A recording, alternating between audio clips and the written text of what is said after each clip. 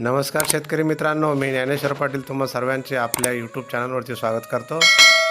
शेतकरी बंधूंनो, आपण आज आपल्या मिरची पिकाची माहिती तुम्हाला थोडक्यात देणार आहोत।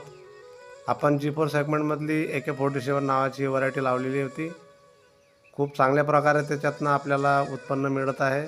लागवड जरी कमी असली तरी आपण नियोजन खूप चांगल्या प्रकारे केलेलं आहे। प्रामुख्याने आपण जमिनीत खताचं व्यवस्थापन खूप चांगल्या प्रकारे केलं आहे। त्यात आपण स्फुरद पालाश आणि सूक्ष्म अन्नद्रव्य यांच्यावरती खूप भर दिलेले आहे। ड्रिपने आपण कमीच खतं सोडलेले आहेत।